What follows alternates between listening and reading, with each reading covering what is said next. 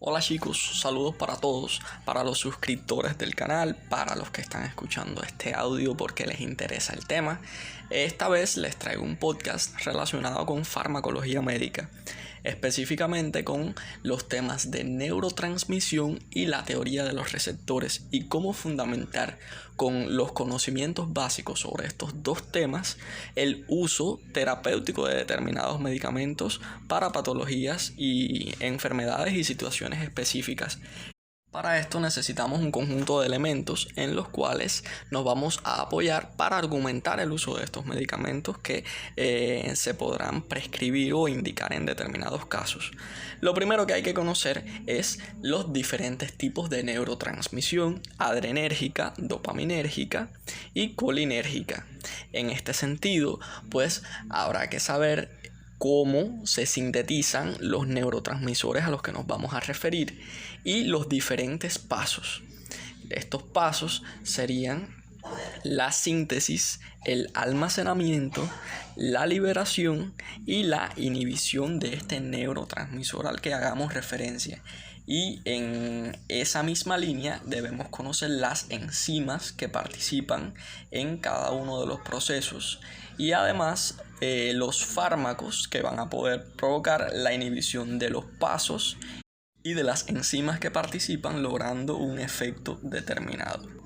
Siguiendo una secuencia lógica, se describirá en primer lugar el fármaco, en segundo lugar el proceso de neurotransmisión o tipo de proceso de neurotransmisión que afecta, cuál es el paso de la neurotransmisión que afecta, cuál es la enzima que inactiva o sobre la cual actúa de una determinada forma, cuál es el efecto que esto causa y finalmente en qué enfermedad o en qué situaciones puede ser útil. Y el ejemplo al que estaremos haciendo referencia estará relacionado con la neurotransmisión adrenérgica. La carbidopa y la benseracida son medicamentos inhibidores de la enzima dopa descarboxilasa periférica. Esta enzima dopa descarboxilasa periférica juega un papel importante en la síntesis del neurotransmisor adrenalina.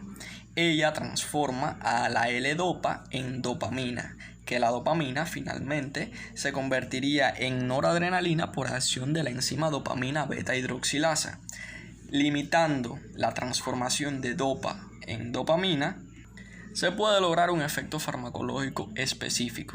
En este sentido, se pudiera fundamentar el uso de la carbidopa como fármaco en un determinado tratamiento terapéutico específico de la siguiente forma. El fármaco, en primer lugar, la carbidopa es un fármaco. Ahora describo el proceso de neurotransmisión que afecta los procesos de neurotransmisión adrenérgica y digo entonces el paso que lo afecta específicamente, la síntesis del neurotransmisor. El fármaco es capaz de inhibir la enzima dopa descarboxilasa periférica, me refiero a la enzima, y evitar de esta forma que la L-dopa sea convertida a dopamina en la periferia. De esta forma llegan dosis elevadas de L-dopa a el sistema nervioso central para alcanzar las concentraciones suficientes de dopamina en el sistema nervioso central. La dopa descarboxilasa a ese nivel sí va a poder transformar la dopa en dopamina. Por lo tanto, en la enfermedad del Parkinson, donde las concentraciones de dopamina están disminuidas, hay una destrucción de las neuronas liberadoras, secretoras de dopamina a ese nivel, pues este medicamento será útil. De esta forma hemos descrito tipo de neurotransmisión, el paso de la neurotransmisión afectado, hemos descrito la enzima afectada, el efecto que causa y finalmente para qué enfermedad es útil. Y de esta forma se justifica el uso de un determinado medicamento afectando los pasos de la neurotransmisión. Ahora, en los próximos minutos, hablaremos de cómo se justifica el uso de un medicamento según la teoría de los receptores. En este sentido, también tendremos que tener un grupo de factores o elementos que contribuyen a la justificación muy bien identificados, para lo cual tendremos que hacer uso de la memoria y de la lógica. Tendremos que tener identificados los fármacos y las principales aplicaciones terapéuticas de estos. En este sentido, una vez identificado el fármaco, tendré que clasificarlo. Y estos se clasifican según el neurotransmisor con el que se relaciona su efecto en adrenérgicos, dopaminérgicos y colinérgicos. Y en el caso de los colinérgicos, en muscarínicos y nicotínicos, que son sus receptores, al igual que en los otros casos que van a ser según los receptores con los que interactúan. Una vez clasificados en este sentido, hay que clasificarlos en si son selectivos o no selectivos, es decir, si tienen acción sobre un receptor en específico o pueden actuar sobre varios de esos receptores. En ese caso tendría que mencionar el receptor o los receptores con los que están relacionados, diciendo la localización específica del receptor con el que se relaciona la acción terapéutica a la que me quiero referir. Después describiría de la localización el efecto que realiza en esta localización dependiendo si es agonista o antagonista a ese nivel, y finalizaría con el uso terapéutico determinado que tendría. Vamos a referirnos a un ejemplo. Estaríamos hablando del atenolol, por ejemplo. El atenolol es un fármaco que es un antagonista adrenérgico, es decir, que va a tener afinidad por los receptores adrenérgicos, pero no va a realizar una función en estos, y a la vez va a impedir la unión de la propia noradrenalina o adrenalina a ese receptor. Entonces ya lo tengo clasificado en si es agonista o antagonista y si es adrenérgico, colinérgico o dopaminérgico. Lo clasificaría entonces en selectivo o no selectivo, y este es un receptor selectivo. ¿Y ante qué receptores actúa?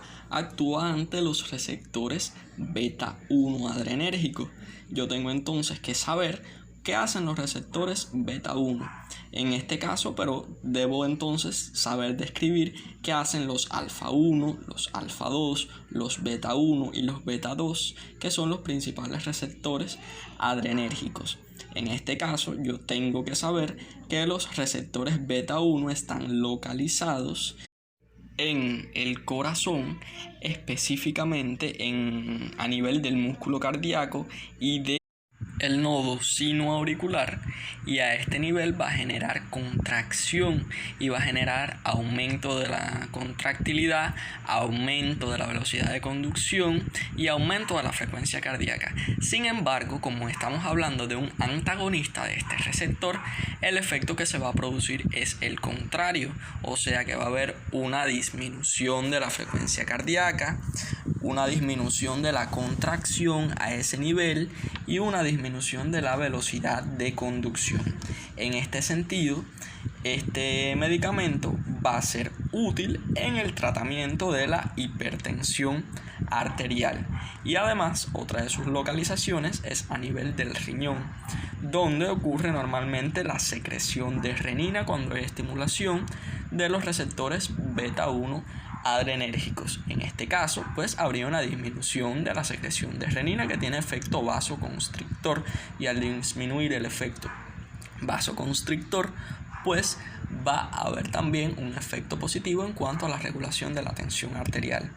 En este sentido, se deben fundamentar, refiriéndose a fármaco, clasificación en adrenérgico, dopaminérgico, colinérgico, subtipo muscarínico, nicotínico, en si es selectivo de los receptores específicos o no selectivo, si es agonista o es antagonista en cuanto a la función que imita, o si es simpático mimético, simpático lítico, por ejemplo, y luego referirse a el receptor sobre el que actúa o los receptores, la localización de estos receptores según el efecto terapéutico que se busca, el efecto que hacen estos receptores, el uso de ese determinado fármaco, y finalmente para qué enfermedad es útil. De esta forma se fundamentan todos los medicamentos y será útil a la hora de prescribir y a la hora de organizar el estudio en cuanto a teoría de los receptores. De esta forma cerramos el podcast. Espero que les sirva a la hora de organizar su estudio sobre el tema. Muchas gracias a todos. Mi nombre es Fidel Jesús Moreno Cubela, estudiante de tercer año de la carrera de medicina, alumno ayudante de medicina interna.